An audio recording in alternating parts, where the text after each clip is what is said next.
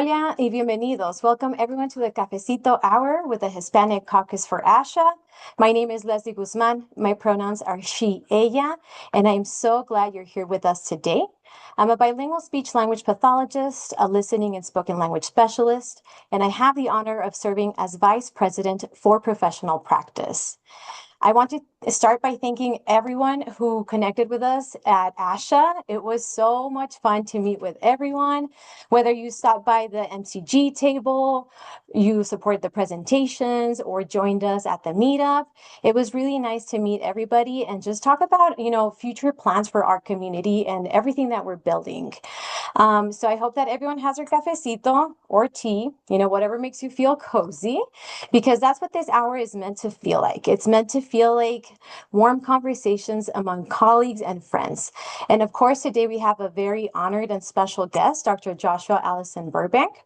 He is a developmental scientist, speech language pathologist, and advisory council member for the Native American Caucus, whose work centers around Indigenous children, families, and language.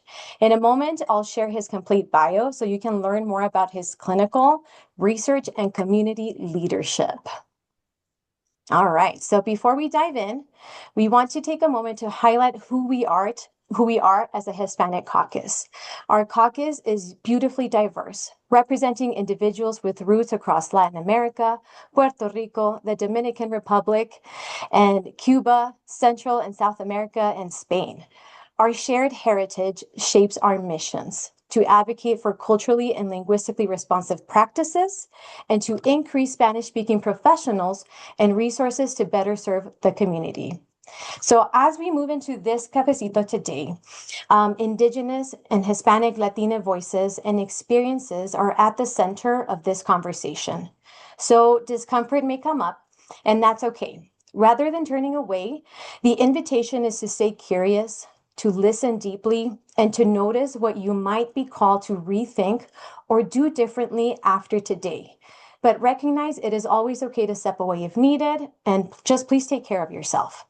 At the heart of it all, we're here for representation, advocacy, and best practices that uplift our entire community. All right, so you can see on there our QR code, our website. Please go ahead and reach out to us if you have any questions. Today we have our president, Dr. Paula Pineda. She is monitoring the chat, as well as Inés Esparza, VP of Public Relations. And then we also want to make sure we give a shout out to Dr. Salvador Núñez. He is currently our doctoral representative right here, and he just completed his doctoral degree. Congrats, Sal. We're so proud of you. His capstone project focused on improving speech sound acquisition in Spanish-speaking dual language learners. Dr. Núñez will continue to support the Hispanic Caucus through our mentorship committee. And so we'll talk a little bit more about those committees later today. I love all the congratulations I'm seeing. Thank you, everyone. And of course, okay. So as we begin, let's ground ourselves in this space. I'm joining you today from what is now called Albuquerque, New Mexico, the unceded homelands of the Southern Tiwa people, including the pueblos of the Sandia and Isleta, along many other Pueblo, Dene, Apache, and intertribal communities who continue to care for this land, language, and culture. I want to invite all of you to recognize the Indigenous nations where you are. Please take your time to use the QR code, and it'll take you to Whose Land Map. Feel free to drop it in the chat, the nation or community, so we can acknowledge the lands we're gathering from. And remember that our work as SLPs and audiologists is always happening on Indigenous land. Okay, without further ado, Yat Dr. Joshua Allison-Burbank. How are you doing today? I'm doing very good, Yate Bene. That's very cool that you know some Navajo. That means hello. That's our greeting. When you say Yate, you add a Bene, that means good morning. So it's still morning here in New Mexico. So really great to be here, and yeah, excited to be here. Wonderful, thank you.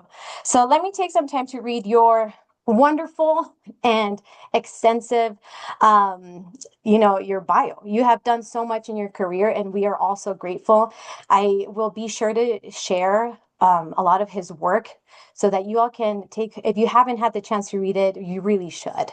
So Dr. Joshua Allison-Burbank is Dene in Acoma Pueblo. His clans are Tloji, Parrot Clan, Tahani, and Yellow Corn. He is developmental scientist, speech language pathologist, and assistant scientist at the John Hopkins Bloomberg School of Public Health Center for Indigenous Health. His research and clinical work focus on Indigenous child development, early language intervention, and community-driven approaches to wellness.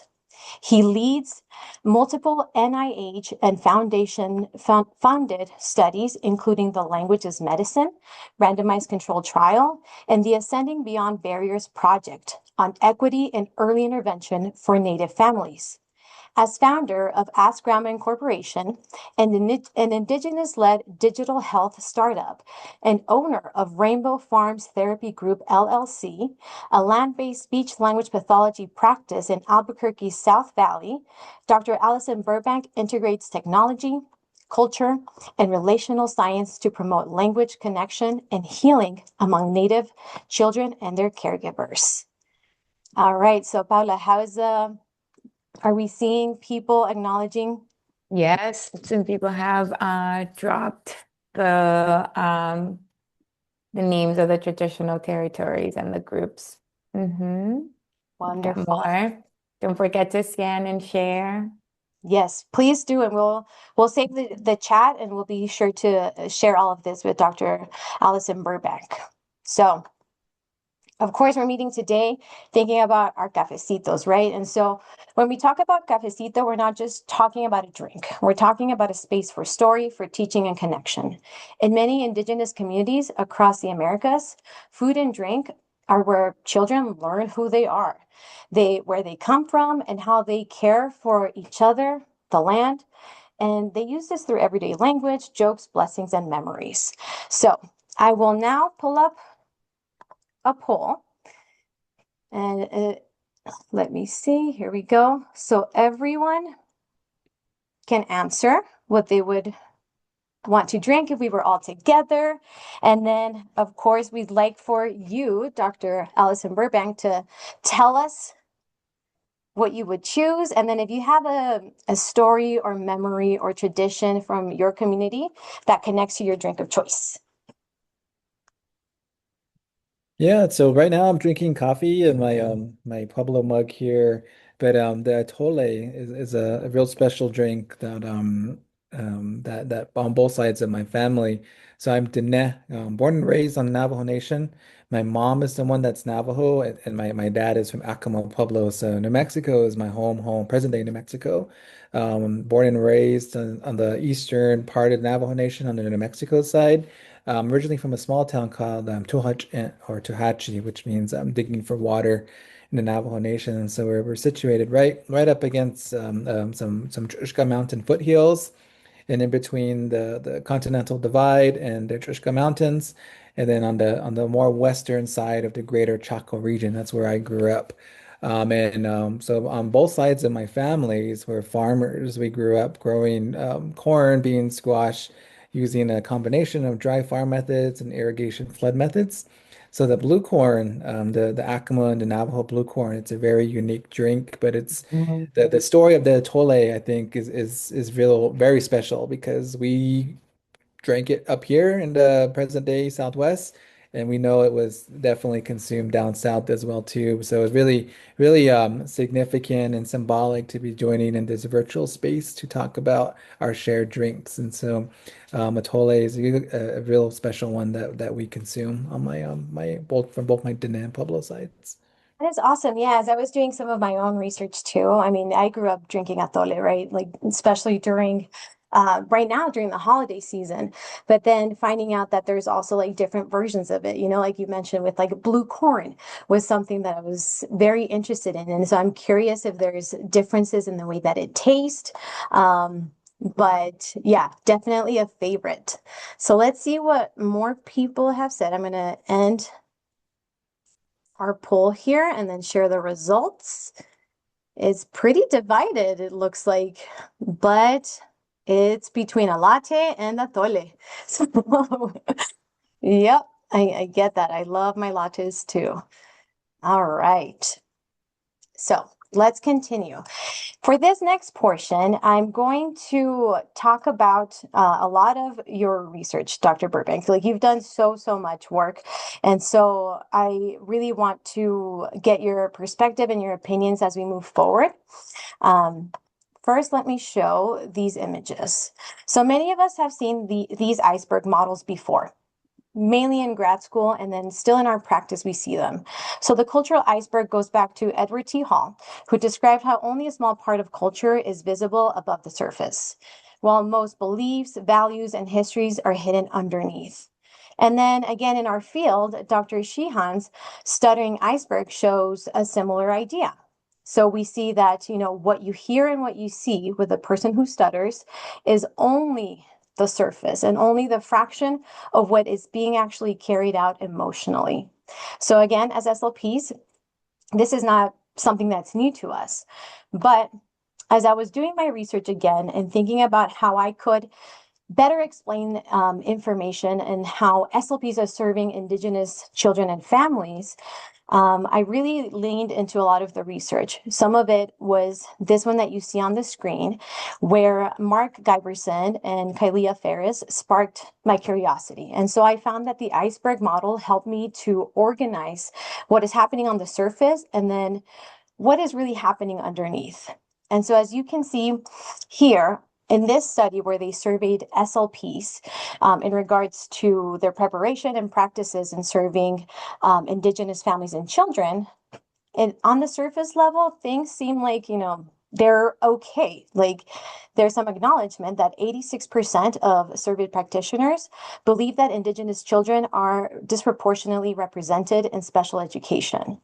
And then 88% agreed that Indigenous languages are important for children to develop and maintain. But then again, looking at further data, 95% say that they struggle to involve Indigenous families in their practice. 94% of them say that accessing resources is a major challenge. Yet, when they were asked about dynamic assessment, less than half of them are using it. And then only about 23% of training, only 23% of them reported having some training in historical trauma. Dr. Burbank, what are your thoughts in this research, which is one that you were actually quoted on a lot? Yeah, really important topic to explore regarding the unmet needs across Indigenous communities. And but before I answer this, I think it's important to recognize and kind of open up further discussions, and I hope your caucus does this more, is like what does it mean to be indigenous? Like it's like it's a big umbrella term. I mean, you can be indigenous. Everyone's indigenous to some part of this world. And so I always try to acknowledge that sometimes that word indigenous can be problematic because like how what does that mean when we're thinking about here in the US? Because when I hear indigenous here in the US, because I'm biased, I'm from a federally recognized tribe, my mind goes quickly right towards like those that are enrolled or descendants of federally recognized tribes. And I Mhm. think it's in a real important discussion, like when we're thinking about this unmet need piece here, is reasons for these experiences regarding like unmet needs and these systemic issues that the American Indian and the Alaskan Native child experiences is Yeah. unique because there's all these different systems at play. You take someone from down south, South America, they're indigenous 100%, have roots and ties, speak their language, they relocate here. The rights that their children have are going to be very different from the rights that my kids have too. And it's such a complicated system to try to understand, but I think it's worth talking about because Yeah. the experience of the American Indian Alaska Native means that those experiences are also tied to the historical trauma that tribes experience specifically with tribal nations here in the United States. And Mhm. I think that historical trauma is again everyone's experience is different, but for the American Indian and Alaska Native, it means that those historical events and those attempts for the US government to try to make things better also are at play too. So, like the rights that Native children have, American Indian Alaska Natives have to the United States Human Health Services, so the Indian Health Service. Very, very important benefit that American Indian and Alaska Natives have. Same way with ties and funding through the Bureau of Indian Education, ties to the Department of Interior, these U.S. government-sponsored entities. And I've seen in these discussions between Native people here and Native people down south and elsewhere that we misuse the terms Native American. So I see this happen a lot, especially on online discussions, that people from down south saying we're Native American, and it's like, but it gets complicated because the protections that are in place for American Indian and Alaska Native, it's back to treaty law, back to these fights that our tribal nations here in the United States and in Canada, other places have their own experiences too. Like they fought for these rights. It's not just an entitlement. It's not just a beneficiary service that American Indians and Alaska Natives have, but it's tied to these promises that were made for us to that were made when we had to move, relocate. And both my tribes, the Navajo Nation, went through the Navajo Long Walk, where the U.S. cavalry rounded up Navajos and moved them to southern New Mexico to a reservation. And Navajo leaders had to advocate and negotiate that return back to the home. Same way with the Acoma Pueblo, who were part of the original Pueblo revolt in the 1600s with the Spanish colonial rulers. They fought back, they contributed to that Pueblo revolt, but then there were all these punishments that were in place once the Spanish colonial systems came back and took back these regions and areas. So again, they made negotiations and they promised they would not fight, they would not relocate, they would do these things, but here's what we would negotiate that for. Part of that piece, that education, and this is that unknown US history that we just don't know. Mhm. Most of these federally recognized tribes here in the United States have their own stories of relocation, of reduction in their traditional lands, treaty laws. Those tribes that you just looked up, those people that you just looked up. Now, my challenge to all of you is to look up what treaties or what negotiations were made with the US government in those spaces, and they'll pop up, they'll show. Most of these tribes have some type of agreement or an actual treaty that was written that says that we will move to these reservations, we will stop fighting, but here's what we want, here's what we need to continue to survive. And that's where we get the Indian Health Service, Bureau of Indian Education, Tribal Head Start funding. If you didn't know, American Indian tribes and Alaska Native nations, they also get their own pot of Tribal Head Start funding, tribal home visiting funding, and even in early intervention, there are some states that have specific set aside funds for tribally run and managed early intervention programs. And I know that because I'm from these communities and I've looked at this and some of my research is actually trying to understand why is this disproportionality so significant and why is it so high? Like why are we missing these kids all the time? And I work Mhm. mostly in early intervention. I mostly see kids 3 and under. And there's all these different systems at play down from the US government side to the state side and now the tribal side, and then all the differences in how we qualify children. For the Navajo Nation alone, where I work, the Navajo Nation spreads across 3 states, Utah, New Mexico, and Arizona, and they all have their own process and their own eligibility requirements for early intervention too, and some pretty racist and discriminatory as well, like where you have to force a standardized assessment on a potentially bilingual or multilingual child. That's Utah. In Arizona, they have ways of weeding out and actually keeping kids from qualifying from those much needed services by requiring what is like a 50% delay to get children early intervention to qualify. I might be getting these wrong. If you are from these states, please put it in Yeah. the chat box and let me know. But these are significant, and it does impact the quality of care that we're able to give, especially for someone like me who works as a clinician and does research in these areas that spread across all these different states. Like, for example, when I left grad school, I took a job with the Indian Health Service. That was in northern northwest part of New Mexico, and I was serving such a large area that spread across really 4 states, including Colorado, all with their own requirements. So I'm bringing this up again as a really to provide some context for those added Yeah. systems at play that can contribute to this as well. So if I see a kid who's from rural Arizona, but I see them on the New Mexico side, I evaluate them, I screen them, and I throw out a referral into the cloud space.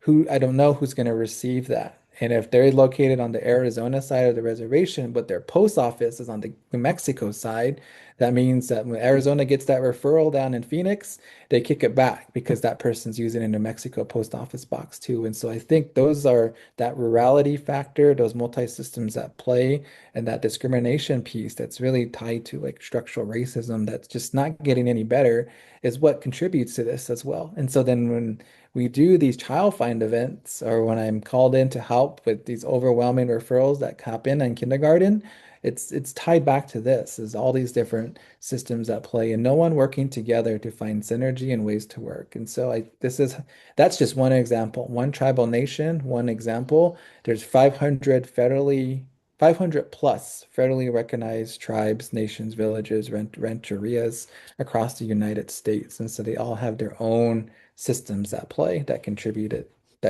to this really alarming number. Seriously, and it just gets so there's so many branches that stem from that. And it's one of the reasons why I felt like, and I would love your input as I move forward, because I did my best to kind of see if we could at least organize it in a way that people who do not have all this information like you do can better understand that what they're seeing at the surface level, even if it's just that one referral on paper, there is much more that goes into each person and each child and each family and what they're capable, like you mentioned, of services even that they can receive.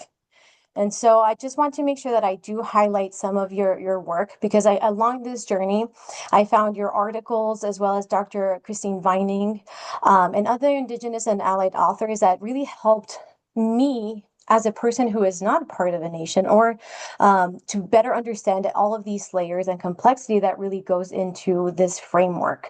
And you talk a lot about Indigenous connectedness and Indigenous pedagogies. And so let me show you what I kind of came up with. Of course, this is nothing that is set in stone, and this is not any sort of finished modeled. It is only something that I wanted to put together mainly for myself to better understand and break down that there's so much information. Again, I'll break this down because I know this is very busy and hard to look at. But again, above the waterline, it is what we see. And the things that, again, show up in our paperwork, in a meeting, things that you read before you even meet the child. And then what are those patterns and trends, the underlying structures like you brought up, and then those mental models. So after all of this is said and done, no matter what, we conceptualize things and we start to believe that they are truths. And so let's go ahead and take a look at each part, and then I'll read what I wrote on there. But then I would love for anybody in the chat who, has any thoughts, ideas, and then of course, Dr. Allison-Burbank, I would love to hear your thoughts. And then let's think about too how you can find those intersectionalities again and similarities, mainly again with, like we talked about, Indigenous children or Latina students that you're serving. And then how does this affect our day-to-day practice as well? So for this, here on the top, we have what we can see.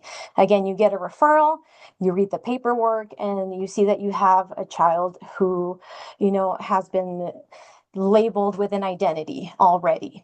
And then you see that they're already failing, they failed a language test or even just a screening. And then you move on, and then there's that assumption that everyone could speak English or Spanish, and then there's no interpreters, right? In this particular part, I would like to highlight Odilia Romero. She's a Zapotec interpreter, and she's an organizer in California. And she reminds us that there are many Indigenous people in the U.S. whose first language is neither English nor Spanish. And she also talks about, like you mentioned, how these broad terms as Indigenous or even Latino can often fail to provide what is actually happening with that particular person. What she's noticed is that families end up even losing their children, due process, and even their lives. And it shows how dangerous it can be to just have these assumptions and interpretations that are really not true, because there's so many people in California, for example, who speak Zapotec or Mixtec as their first language. And then we often see in other paperwork say that you receive a referral from somebody else or you see notes from somebody else. There's often labels that we see as the child is non-compliant. The child is hard to work with. The child is not responsive to intervention. But really, these interventions are focused on Western norms. And then, as you, Dr. Allison-Burbank, working in early intervention, I'm sure that even the families, and I see this in my practice, families are labeled as non-compliant and or they're hard to reach. And then what happens oftentimes, the first thing that they'll do is they'll call, CYFD or CPS, the Child Protective Services. What are your thoughts, Dr. Burbank? Yeah, this is like first of all, did you get this model or did you get this from like Barbara Rodriguez from other member of your caucus, the iceberg model and the approach? I know this comes from Hall, for like the teaching tools and the way it's laid out down to mental models. Is it? No, but I should Yeah. look into Barbara's work. Yeah, because Barbara Rodriguez she's now she's like the interim provost at University of New Mhm. Mexico, and so I took my multicultural class with an undergrad at UNM with her. And when she Mhm. was promoted, she let me teach the class. I was in my doc studies at that time.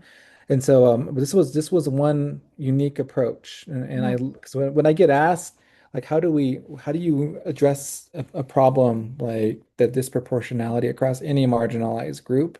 You can use this iceberg model, yeah, to kind of pinpoint those quote problems, those experiences that our patients, our families are having, and then it can help you to tease apart all these different layers. But when you step back and look at, there's so much under that below surface level, like that underwater piece, and there's all these systemic and structural influences that can contribute to this as well. Then you throw in across all these areas sprinklings of racism and discrimination, and it just makes it likely to for someone to not make it through. And so that's where my research the ascending beyond barriers Mhm. study is focused on, is looking at where are these walls, or where does what contributes to no exploration by EI programs under that surface level. And I have these state data sets that I'm looking at on all early intervention data, but I'm specifically interested on in the experiences of the American Indian and Alaska Native on and off tribal lands, and then the scenario I presented earlier with all these different systems at play. Yep. But all these assumptions that are made too about children and families that are just they don't want to do it, or they don't know what it means, or they've never heard the word autism or developmental language delay, or all this jargon that we throw out in our profession. And it's just every year it seems like we have a new word or term to say or call something, like translanguaging is a whole new one. And I'm like what is that? But I Yeah. mean Asha, yeah, like everything yeah, was translanguage. Yeah. all those things as well. And so, and I think it's important as we really try to explore that intersectionality piece and all these factors as Yeah. well. But I think like what we're missing though is like how do we focus on the kinship, the relationship, that relationality factor too. So we don't just make these automatic assumptions and we have these breakdowns. And so the way I taught my when I was in clinical teaching, it came down to two simple things, those communication breakdowns and those communication repairs. And so like how are we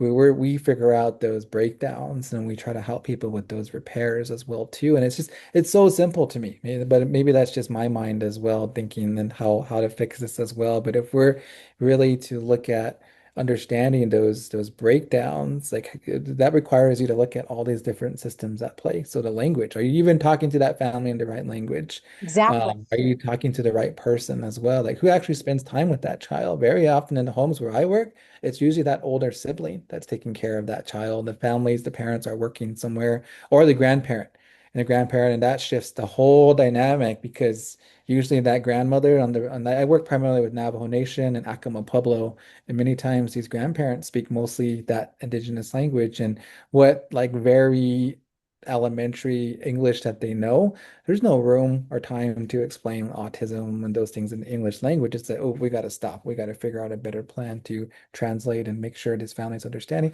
I feel like we miss that. We really get to that repair piece. Okay, I need to fix this kid. I need to fix this family. If they don't like how I do it or they don't respond to my way, then it's just it all collapses. It doesn't work. That's kind of how I train my clinicians and my researchers and home visitors I work with too. Is like when you're seeing this issue, like it's real basic, like the repairs, the breakdowns, but look at all those systems at play that are contributing to that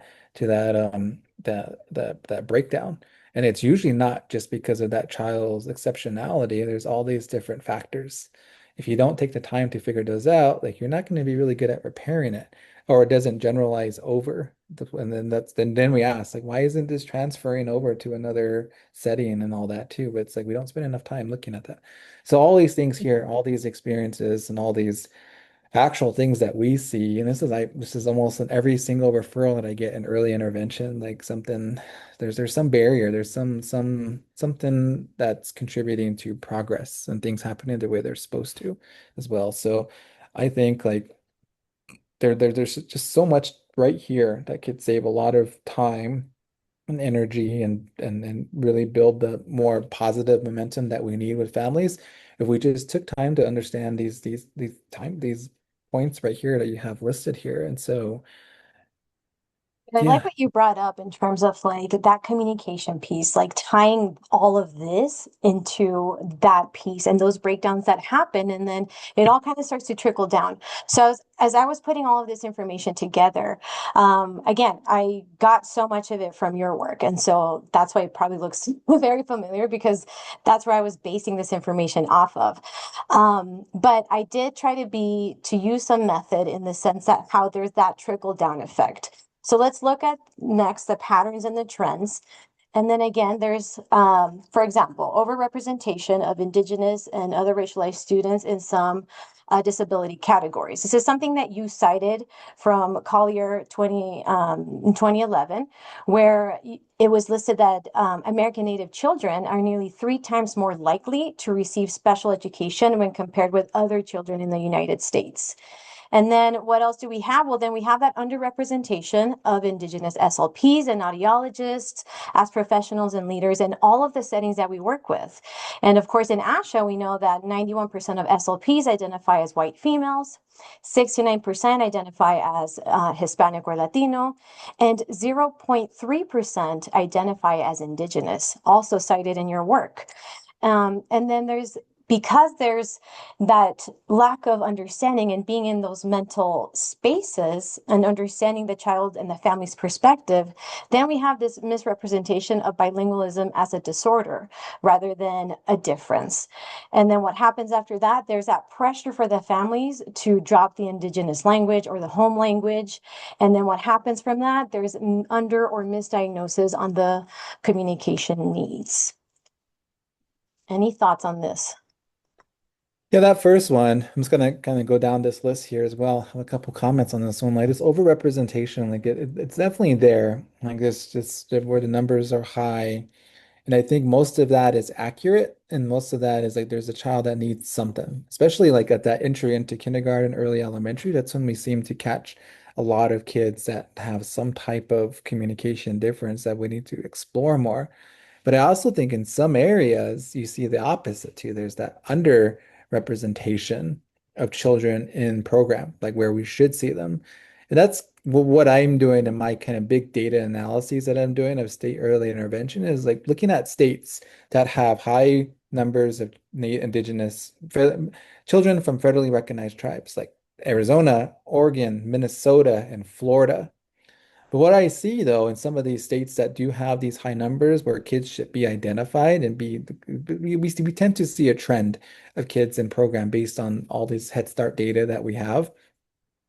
But in states like Florida, there's no kids. They're like, where are these kids that are from the Seminole, the Miccosukee tribes, which are fairly large tribes? Where are they? Why Yeah. are they not being identified? So I have that question there. And that happens in other areas too, where we tend to see discrimination, like in South Dakota or North Dakota, some of these states that have long had major conflict between tribal nations and state entities. In South Dakota, the present day Home Secretary of Homeland Security is banned from all those federally recognized tribes. I don't know if you all Mhm. know that.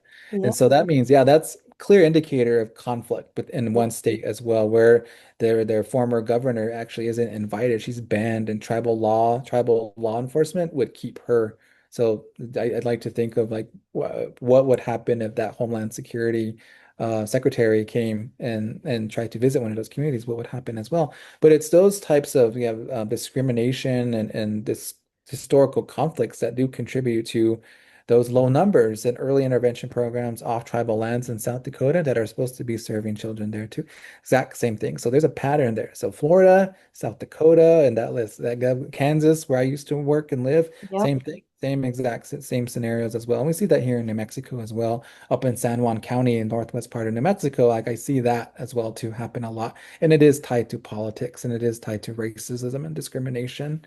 Regarding the underrepresentation piece, that is definitely a factor, definitely a contributor as well. But I also want to acknowledge that we have some really good allies, and most of our Native caucus are made up of our allied colleagues that are joining us in this fight to better serve Native children and families and push back against all these oppressive practices as well too. So I think it's important to realize, even though our numbers are low, we're rising up in the ranks and we're getting better. And I'm seeing more. There's more. I used to only be able to count the number of Native SLPs who grew up on the reservations on my hand. I used to only be able to count that. Now there's more. And I've actually had former students that I can now say are SLPs and they're out there doing this great work too. And so that's exciting.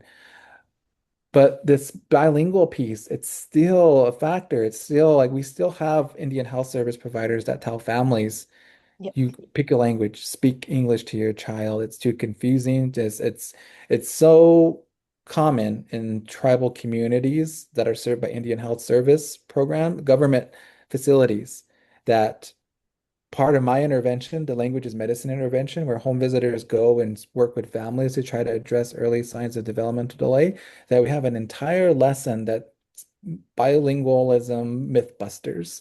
And we actually teach Wow. families exactly what the science and the literature says about this and try to kind of shatter that too. But we're pushing back against those people in power, these providers, government providers that come in and say, you only need to speak English to this child. It's confusing a child.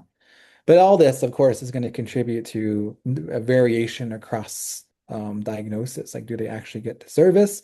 But most importantly, do they get the service and do they get and does the referral go out? But do they actually get the service long term and do they actually stay in program as well too? And there's variation across all those different time points as well.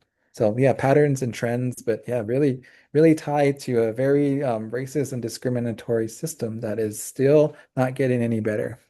And that's the next section on here, in which we're going to talk about these underlying structures. So, although I feel like people tend to think of, boarding schools as a thing of the past. It really isn't. I mean, nowadays there are still survivors from these experiences in colonial school systems in which led to linguisticide, which was a new term for me that I learned again as I was deep diving into the research, which was the part of a broader effort, right, by the European colonizers and later the US government to erase Native culture through the assimilation policies. I think, and your work really highlights this very well, how we need to decolonize our own practice because a lot of what was set forth early in the game is still affecting today. And so this is why we're going down this to see this trickle effect and what has happened. There's also places and programs where there's like English is the only language that can be spoken. And then what happened to, especially in boarding schools, when people attempted to even speak their native languages, and there was discipline and there was a lot of trauma. And I know that we've talked a lot about this, and I'm looking forward to hearing your thoughts in a little bit. You also brought up the fact that, we standardized test and that eligibility criteria. It is set for monolingual white middle class norms. And again, just using that information is not going to be sufficient or maybe even not even helpful at all, depending on the language or the languages that the child is speaking. And then there's lack of requirement for funding for Indigenous language interpretation. I mean, I feel like in a way, the fact that I work at the hospital does allow for us to have that connection with IHS, the Indian Health Services, but that is unique. That is not happening across the board. Not everyone has access to interpreters. And then again, what happens also is that workforce practice sidelines Indigenous leaders and knowledge. Thoughts on this one? Those effects of colonialism are again very much real. And if you have not heard the term or read up on that intergenerational transmission of trauma, like I really recommend the work by Braveheart. Talks a lot about like the chronic disease and issues we see today, having strong associations with the experiences that either they had being vic survivors of boarding schools or their parents or their grandparents and how that trickles down as well. It's so significant, and that's one of the biggest monsters that I have to do in my work that I have to deal with is pushing back against those ingrained pathways that have been established for how parents talk to their children.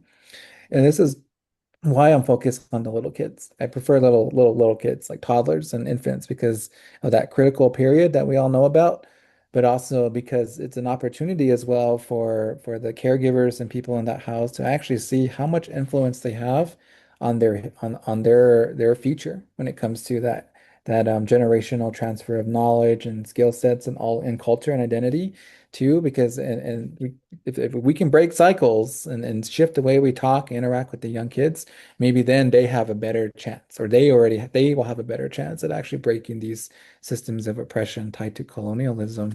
And so I think about just language, the language as medicine approach to study the randomized control trial I have going now that's getting started on the Navajo Nation. We're actually trying to map this out and kind of quantify this a bit and to see if we can actually break some of those factors of language, caregiver behavior when it comes to language use. We see kids or parents that talk to their young kids in this kind of punitive type of like disciplinarian role when they come from cultures that have that very strong masculinity piece of like, don't do that. Go over there. It's very direct. It's very like it's like a punishment type of language that's used with these kids. But in native communities here in the United States, like most of these tribal nations are matrilineal. And there's more of these soft ways of talking and communicating as well that's the big focus of this study is to see if we can shift the way parents talk to their kids, to use less of the don't do that, go over there, what's this, this drilling that we see.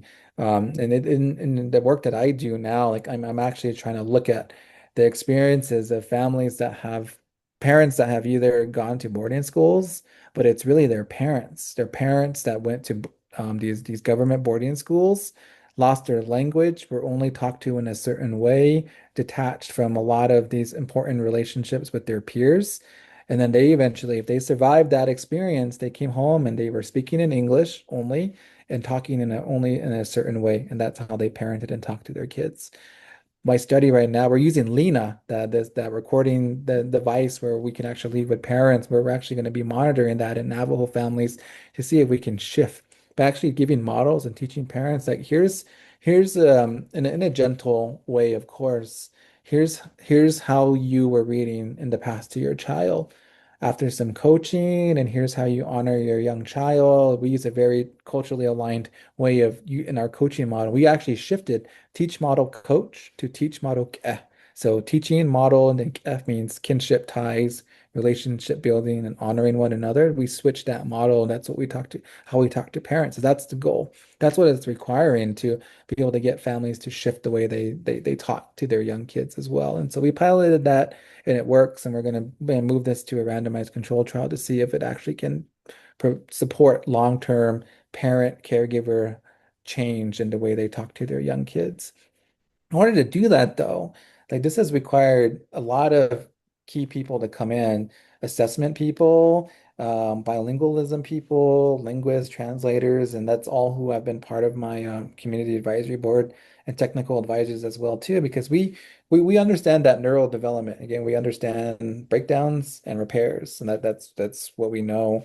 And we can do the research as well, but there's all these different people who need to be part of this work because there is that need for addressing that language loss, identity loss, and using a trauma-informed way.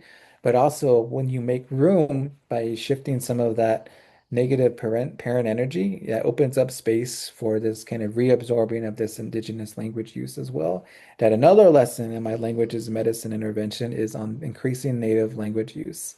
So baking the bilingualism mythbusters and then the increasing native language use as well. And so I think like when we the only way this has been possible is by having some private investors, foundation funding to really bring in the key people that need to be a part of this, because we have to be able to communicate this in a way that our federal funders understand of what does it mean to use culture and language as one of the main variables in an intervention as well. But how do you quantify? How do you describe? How do you measure culture? So that's why all these different people have been at play and why we've been able to get NIH funding through these mechanisms that are designed for American Indian and Alaska Native health to do this work. But my hope, though, is that we can be tracking this along the way, and this is part of that implementation science model, to be able to show what parts can be replicated in other spaces, other tribes, other people, and how can other communities use that same model, that same approach to do this work with other when they seek federal funding opportunities. That is so neat. One of the things that stood out as you were giving us all this great information is the use of Lena, because it's something that I've used in the past, especially for children who are deaf and hard of hearing, in order to make that point that it really matters what the child is listening to, right? That language input. The not just the quantity, but also the quality of the language that the child is receiving. And so because I'm so focused on working with this particular population, I like how you broadened my ideas as to, using it also for, language as culture, because language is culture. So let's look at those mental models. So again, those are the beliefs that we've absorbed about which languages are considered normal, what is considered disordered, and then whose knowledge counts in all of this. And again, what happens is that it is due to these beliefs that you'll see on the screen is that we end up reproducing the same patterns over and over and over again. And so now we're thinking about belief that English or even Spanish is superior to an indigenous language, which that is not the case. And it should not be considered as standard either. Then that's the assumption that bilingualism causes delays. We brought that up earlier, but again, it's a belief that ends up feeding back into this cycle. And then seeing disability as a neutral technical term. We talked about this a little bit in our caucus too, how sometimes even referring to ourselves as pathologists, right? And not really thinking about, so what goes behind the terminologies that we're using? Because a lot of it can be shaped based on racism, ableism, and colonialism as part of the effects. And then viewing indigenous communities as being at risk. So, again, we circle it back to someone sees on the paperwork that they're going to work with an indigenous child, they may believe that they are at risk when really we have to recognize that they are the experts of their own children, their own languages, and their healing as well. And really our work as clinicians and in our caucuses is to help shift those deeper layers, the patterns, the structures, and those mental models that shape how we are seeing Indigenous children and also how they're being treated. Thoughts on Yeah. this? Yeah, these mental models, and I'm not going to go through each one, but I think really what it comes down to is when you're trying to shift the behavior of a person, and I'm not talking, I don't use behavior as like to say like behavioralism, like I'm really like kind of, I guess, when we're trying to think about behavior, I'm talking about like that health behavior change that we're trying to facilitate and working with the patient and working with their families as well. What are we actually trying to change in that family? Trying to get them to talk more to their kids, or we're trying to get them to take better care of their voice. Like that's really how I think about behavior when I use this in my teaching. It's like what are those drivers of that behavior change? Like what are those motivators that we probe for a little bit in like interviews, and we ask parents and families and individuals to how what is your likelihood of you doing this, or we gauge that in some way, or we make some assumptions too of what they're gonna do. But that's where I feel like going back to the breakdowns, like how when we do our scan of what's contributing to those breakdowns, I think there's an opportunity there to also assess like those models, those mental models that are often that come to mind right away. We think Mhm. someone is non-compliant or doesn't show up to their appointments. Is it because they don't want to, or they don't know, or it's not important to them, or they don't care about their child? Like that type of mentality can get us in trouble. We know that very quickly. But when you experience those automatic thoughts or those models to like, how can we shift and change that and actually ask? And that's a tough thing for any human to do, to actually spend time asking in this moment before I react, how do I respond? And I think that's such a important part of my own healing journey personally, but as a clinician too. Instead of reacting, how am I responding to what's been told to me or what I'm seeing happen right in front of me? And how does that mentality shift the way I respond to that whole clinical experience as well? So I encourage you all to do that as well. As like, what are those little mind tricks that you can do inside your own thought processes to kind of make sure you're actually working towards breaking down these mental models as well. But also, how do you get other people to think that way? And if you're working with students as well, I think we all have a responsibility to do that too, because our profession's going in a direction that we don't need it to go. Like we really need to get back grounded a bit as well to really get back to the basics too, because it's I don't know if you're all experiencing it, but the students that are coming out now, I think, are more ill-equipped to meet the needs of these very diverse spaces. And that's tied to politics and all that junk that's out there as well, too, that's making it harder for us to have these conversations. But what we see, the everyday, like how this is going to contribute to more inequity as well. So how can we shift that in a way? And I really hope this is an ongoing conversation between our caucus communities to think through how do we still do this work and how do we center these opportunities for grounding. Absolutely, especially as we know, ASHA changing the language, or changing even the requirements for taking courses on cultural humility, for example. It is now up to us as, mentors to instill this type of thinking that may not be seen even in grad school programs anymore. So I definitely agree on that. Before we move on to the next session, Ines or Paula, anything worth commenting from the chat? I did see some people chiming Yeah. through. There is a lot of really good comments in the chat. I don't think we have enough time to go through them. But there was a question about the iceberg model, if we can, who the authors are or like a reference, and we can put it in the chat at some point. Absolutely. Mhm. So our conversation just we have to do a part two. There is so much to talk about. I definitely had some questions from members. The first one is, as an Alaskan Native SLP graduate student, I'm aware of how few Native clinicians there are in the field.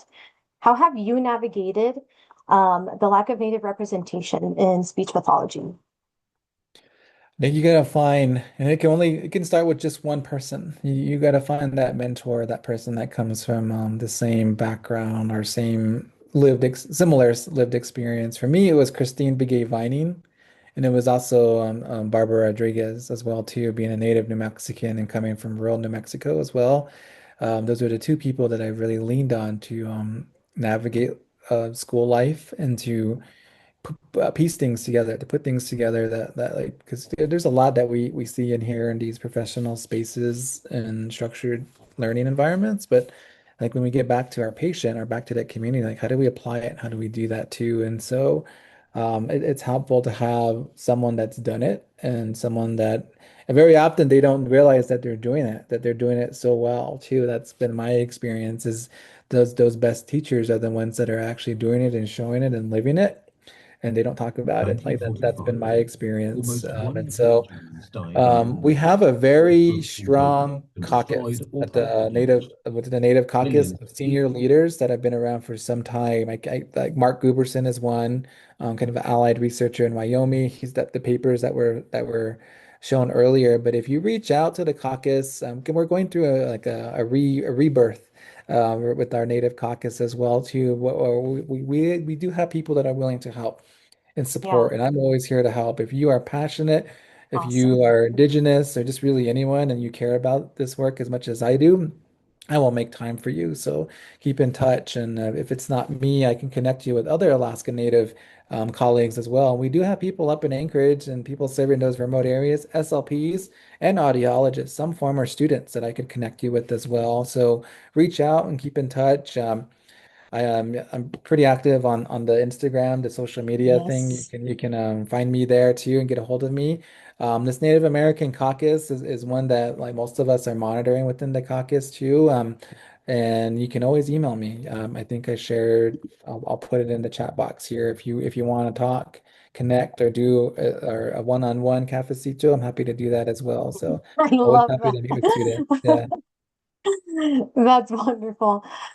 Can you also tell us about, you talked a lot about your projects, but before you go, I do want to hear your words on language preservation and revitalization. I think from the time you see a Native person, like I think part of that trauma-informed approach is realizing that they have a relationship with their language, even if they don't speak it. Like their ancestors, someone had that tie to that language. And so an important reflection question to yourself should be like, how am I helping that person to connect to that? And I think that's a better way to understand how do we address those activities of daily living? How do we do realistic life goals and such for any child, any person that we're working with? And so my paper on incorporating or in prioritizing connectedness, Indigenous connectedness, it helps to shift that mindset to understand like how do I help, how does my therapy and my work help someone to better connect to things that are important to them? And we hope that it's likely language or cultural language revitalization as well, or we at least open up that space and show like here's how you can relearn or here's how you can learn this language or this way too. And so I think that's been the big push in public health for Indigenous health solutions is thinking about connection as that starting point. So if it's an assessment for a child I love referred to you that. for a developmental delay, like not just thinking like I need to help fix this kid's walking, they're talking, and they're thinking, to actually think more of like how do all those things help them to connect to their land, their family, their community, their culture, their language, and allowing things to happen the way they're supposed to do. And so that prioritizing Indigenous connectedness paper is a good one. I believe we talk about it in the context of accessing early literacy and accessing literacy supports and supporting early literacy in Indigenous preschoolers. So check that one out. And yeah, I think that's a better way to think about how do we use a solution base. This is more connection based work that you're doing Wonderful. with Native children and families. I'm definitely going to make sure that I share, again, all of the resources for everybody. If there's anything that you'd like to add to it, Dr. Allison-Burbank, just send it to me and I can upload it and send that out. But thank you so much. We appreciate you, your leadership, your heart, that you bring to our work and to our field and our profession. We're really grateful for everything that you've done and continue to do, for showing us that language is medicine, that, every day we have a choice as SLPs and a responsibility that can contribute to either, language loss or sustainability, and to carry out, again, honor the child and honor their past, and how that can continue to shape their future. It is always an honor to learn from you. And I hope that we can continue the conversation. Again, there was a lot more I wanted to say and would love to say.